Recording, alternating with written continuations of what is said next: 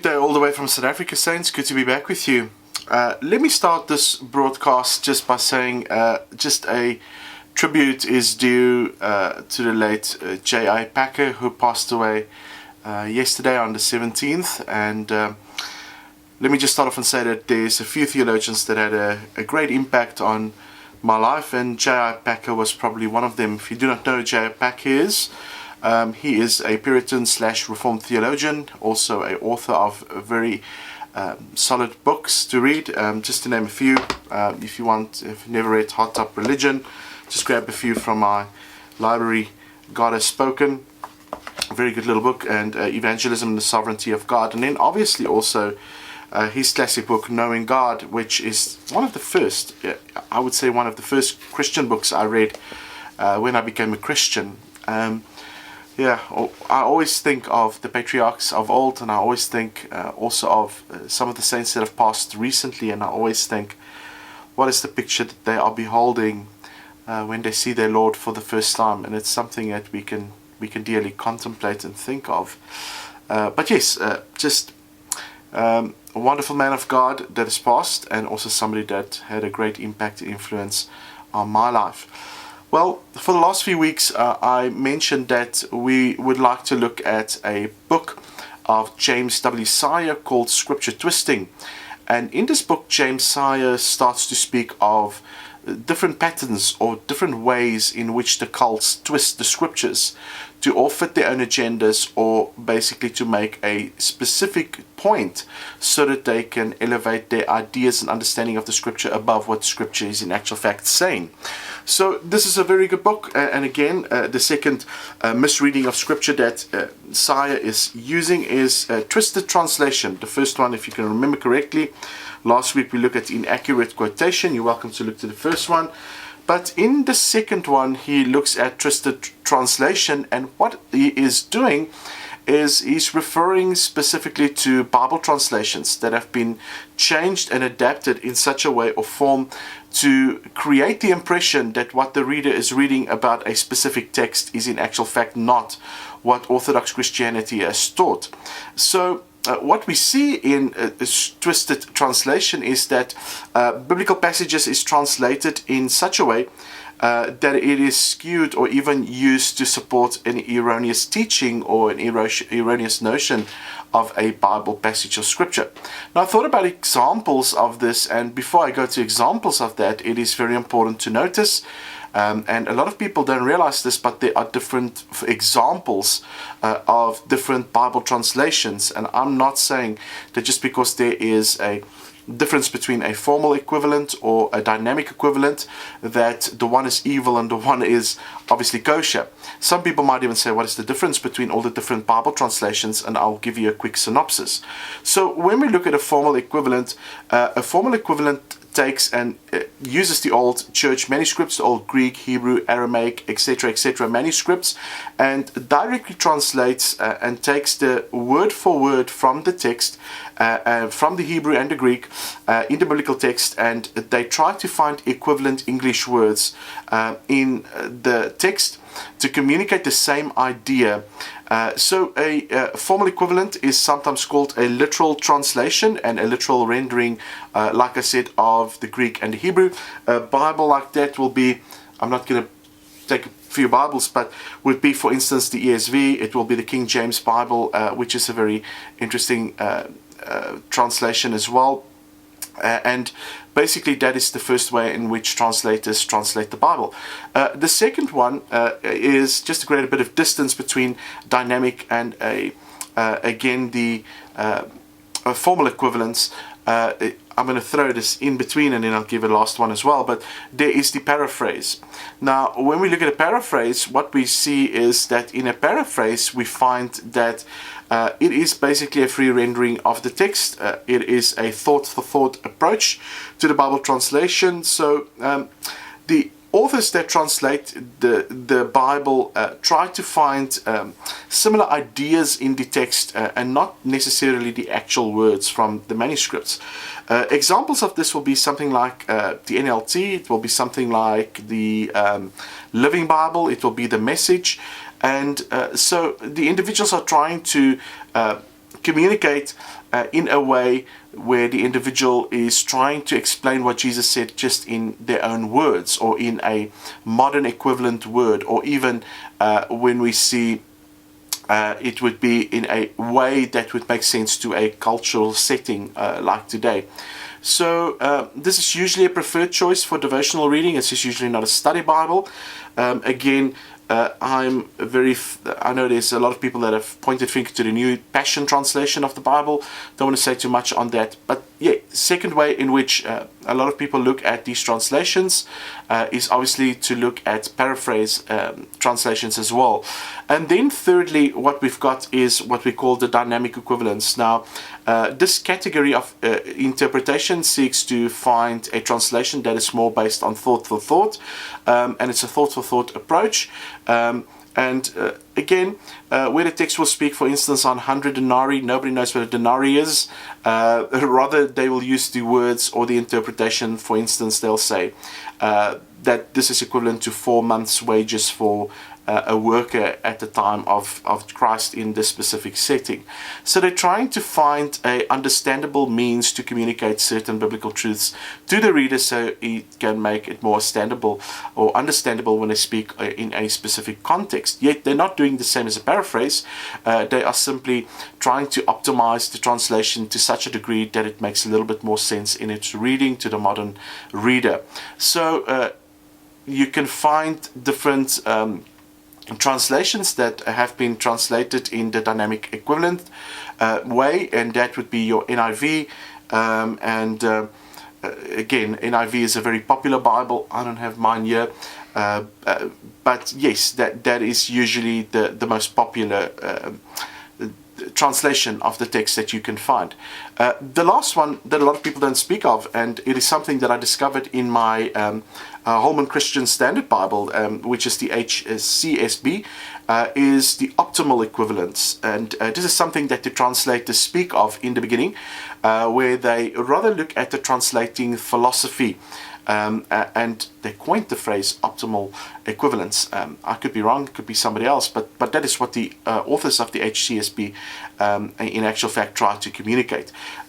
So what they try to do is they try to create the perfect harmony and balance between a word-for-word translation and also to strike the balance between then a thought-for-thought translation. So they speak usually of faithfulness to the text, which is a word-for-word translation, and then also a thought-for-thought way in which they look at the scriptures, which is obviously looking for clarity. Very good Bible. I really enjoy it. I know a lot of people have not tried it yet. People usually default to the ESV, which is more of a modern translation. But personally, I really enjoyed the HCSB, and I'm currently reading it, and I've got a study Bible that I'm working through. Very good way to look at the Christian scriptures. So there are some translators that obviously have translated the Bible to find equivalent words or maybe a equivalent concept to explain a theological motif.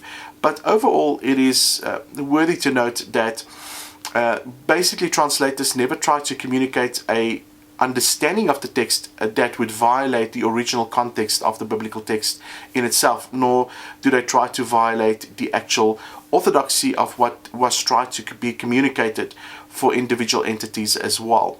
So yeah, even people like Bruce Metzger, even Bart Ehrman, who's a current scholar as well, all of them agree basically that the original ideas that have been postulated in modern translations is usually the central ideas that have been explicated in the original manuscripts of the Bible. We do not have the original manuscripts of the Bible, but that is another conversation.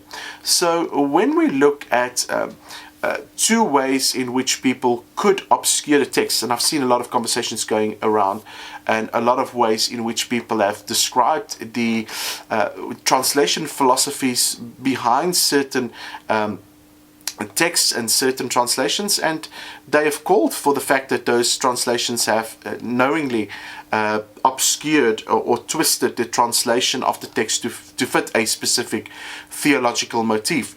And so I'm going to use two. The first one is the Message, which I said is usually used as a devotional reading. A lot of people will look at this and say, please do not touch the Message. It's the only Bible I can read in my devotion time. Please don't critique it. But let me just be honest with you. There are certain instances where the author of the Message, which is obviously Eugene Peterson, who is an intellectual scholar, somebody in languages as well, but where he missed some of the essential differences or the essential points that Scripture tried to make. So there are a lot of places that the Message Bible does not make sense in its reading, or where it literally obscured the original meaning of the text. And I'm just going to give you two examples. And let me just say, I don't believe that the Message paraphrase, when you read it, is going to take you to hell. I just don't think it's a good Bible to use when you study. So I'm going to use what I'm going to call a twisting light versus a translation that is used, which is obviously setting out to make a specific theological point and a theological disparity in the text. So I'll look at that after the Message. But so when we look at the Message, we can see quite clearly that there is the intention given from the author that this is a Bible that should be read or should be used in an everyday setting, in an everyday text. But when we look at the translation itself, there are a few problems with the text. Now let me give you the literal reading of a scripture, and then I will show you again why I believe that what Eugene Peterson have tried to do sometimes get lost in the paraphrase. Now let me give you an example of a reading that we find in Ephesians chapter 2 verse 2. We can see that Paul speaks to the Gentiles, and he says, in which you once walked according to the way of this world, according to the ruler of the power of the air, the spirit who is now at work in the children of disobedience. And so let me read to you what is translated in the Message. It was not so long ago that you were mired in the old stagnant life of sin. You let the world, which does not know the first thing about living, tell you how to live. You filled your lungs with polluted unbelief and then exhaled disobedience. So what is missing of Eugene Peterson's interpretation of this text? Well, first of all, we need to understand that in Ephesians chapter 2 verse 8 and 9, Paul is communicating absolutely clearly that we were saved by grace through Christ alone, and our conduct followed the pattern of the world and of Satan and the evil power that rules the world. But when we look at the Message paraphrase, for instance, it loses the idea of evil and the demonic power in the verse. And again, when you look at the way in which he ascribes the verse, there's a qualitative difference in what he deems to be the very influencing force of an individual's life when it comes to the translation of that specific text. So let me give you another example of where Eugene Peterson is, again, just mincing the meaning of the actual words. When you look at the scripture that is mentioned in Matthew chapter 3 verse 7, Jesus obviously speaks to the Pharisees and the scribes, and he says to them a beautiful message that we should not preach to prophets in our day. But Jesus says, you brood of vipers, who directed you to flee from the coming wrath? But in the Message, just listen to the difference. Peterson translates it in this way: brood of snakes, what do you think you're doing slithering down here to the river? Do you think a little water on your snake skins is going to make any difference? Now again, this might not sound like a big difference, but what is lost in translation with Eugene Peterson's paraphrase is the very fact that the Pharisees were obviously in this passage of scripture requesting baptism, and warns that Jesus obviously is warning them that they are facing God's wrath. So the Message paraphrase communicates the lack of their sincerity. Jesus is not speaking of their lack of sincerity. Jesus is speaking of the coming wrath of God because of their disbelief. So it's a little bit watered down. When it comes to the Message paraphrase, I would caution people and say, read the Message, but please make sure that you read a translation with that. So get an ESV, NIV, even a King James version, even though I don't know who reads the King James anymore. And all the King James onlyists go, woo! But anyway, that's beyond the point. So, yes, like I said, there's a twisting light that takes place. So make sure when you read a scripture, especially when you study a a specific scripture that is found in the Bible, take it through various contexts. There's so many instances online where we can read different passages of scripture on the internet. Because of technology, there is just no way to obscure the meaning of the text anymore. So you are welcome to find some of those. Bible.org, very good website that you can look at all of the different ways in which the scripture is interpreted in all of these different ways. So here is another way in which people obscure the Bible. And we see this in the New World Translation. Now, obviously, the New World Translation is the Bible that is used in the Bible that was translated and compiled by the Watchtower Bible and Tract Society, who believes that they are God's authoritative, last authoritative, or final authoritative word or voice on earth. And again, the translations that is predicated or used even in itself and of itself is something that is obviously seeking to obscure the actual interpretation of the text. So here's an example. Again, when you go to John chapter 1 verse 1, this verse in the New World Translation, and this is the 2013 version that I took it from, it says the following. It says, "In the beginning was the Word, and the Word was with God, and the Word was a God."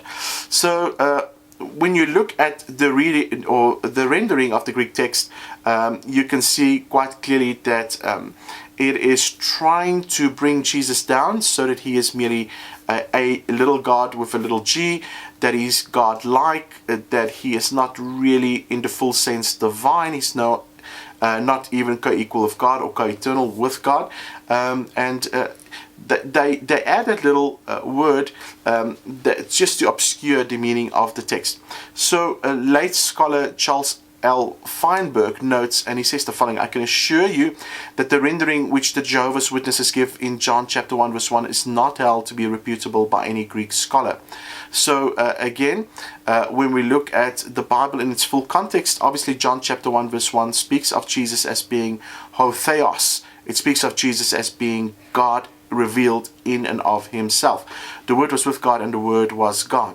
So when this translation tries to communicate it away, we find very clearly and very solemnly that this is not the true translation of the text, or the rendering of the text. So here's another passage of scripture that is actually quite obscured by the New World Translation, and this we find in John chapter 8 verse 58, and the New World Translation, again 2013 version, says the following. It says, "Jesus said to them, 'Most truly I say to you, before Abraham came into existence, I have been.'" So because Jehovah's Witnesses deny the eternal existence of Jesus, obviously the translators changed these words to fit their errant doctrines. So if you read this from the King James, let me read to you exactly what the King James Version is saying. "And Jesus said to them, 'Verily, verily, I say unto you, before Abraham was, I am.'" And again, if you consider the NASB, this is the New American Standard Bible, it says the following: "Truly, truly, I say to you, before Abraham was born, I am." I like what the HCSB says. It says, "I assure you, before Abraham was, I am." Now again, when we look at this passage of scripture, obviously Jesus is drawing from Exodus chapter 3, where God reveals to Moses in the burning bush that he is the I am, or Yahweh, which is the unique name that Jesus applies to himself. And he speaks to the religious leaders of his day, and he tells them, he communicates with them that he is that very revelation of God that is apprehended in Exodus chapter 3. So again, when I speak about individuals that obviously obscure or twist a specific translation to fit their own means, let me just be very honest with you and say to you that yes, unfortunately, when we look at the Bible, we need to understand that different interpreters are obviously interpreting the text with their own lenses on, and we should be very cautious and wary of how people read the Bible. Also be very cautious and wary from where people read. Obviously, if you read from a New World Translation, you're going to find quite a few passages of scripture that just won't make sense when you compare it with other translations of the Bible. So I just wanted to keep this under 20 minutes, and forgive me if I've gone a little bit over. I just wanted to bring a little tribute tonight to the late Dr. J.I. Packer. But be blessed, and again, subscribe to our channel, subscribe to our YouTube.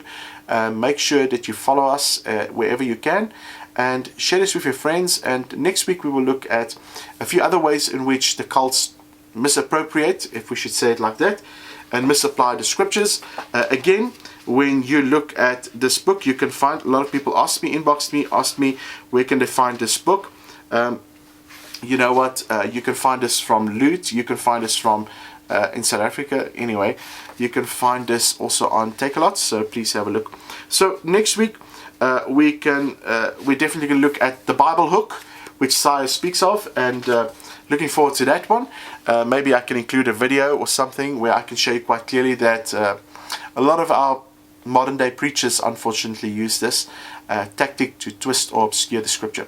Be blessed, be loved, and I pray dearly that you will have a wonderful weekend, and I'll speak with you soon. Chat again, and God bless.